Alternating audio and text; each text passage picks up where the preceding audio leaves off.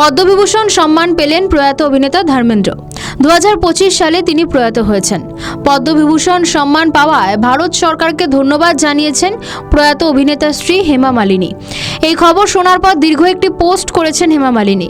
Social মিডিয়ায় হেমা মালিনী লেখেন, আমি ভীষণ গর্বিত যে ভারতীয় সিনেমায় ধর্মেন্দ্রর অবদানের জন্য ভারত সরকার তাকে পদ্মবিভূষণ সম্মান দেওয়ার জন্য মনোনীত করেছেন।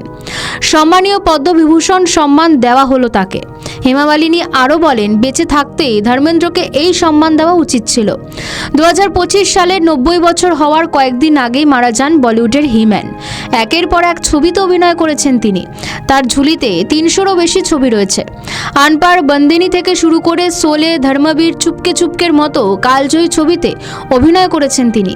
অভিনেতার অভিনীত করা একাধিক ছবি দর্শকদের আজও নজর কাড়া। কমেডি থেকে রোম্যান্স এমনকি অ্যাকশন সমস্ত ছবিতেই একেবারে ভরপুর অভিনয়। তিনি বলিউডের হিম্যান ধর্মেন্দ্র। শোলে ছবিতে তার চরিত্র বীরু আজও দাগ কাটে দর্শকের মনে। বলিউডের কাল্ট ক্লাসিক ছবিতে কিংবদন্তি অভিনেতা ধর্মেন্দ্রর অভিনয় আজও গেঁথে রয়েছে সকলের মনে।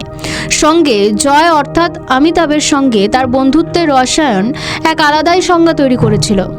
রাজ খোসলার পরিচালনায় মেরা গাঁও মেরা দেশ ছবিতে ধর্মেন্দ্রের অভিনয় জীবনে কালজয়ী ছবিগুলির মধ্যে একটি। প্রসঙ্গত, পদ্মবিভূষণ, পদ্মভূষণ এবং পদ্মশ্রী 131 জনকে 3টি পুরস্কার দেওয়া হবে। তবে বাংলা থেকে 11 জন পদ্ম পুরস্কারের নাম থাকলেও রাজ্য থেকে পদ্মবিভূষণ বা পদ্মভূষণ পেলেন না কেউই। 131 জনের মধ্যে পদ্মবিভূষণ পাচ্ছেন 5 জন, পদ্মভূষণ পাচ্ছেন 13 জন, 113 জন পাচ্ছেন পদ্মশ্রী।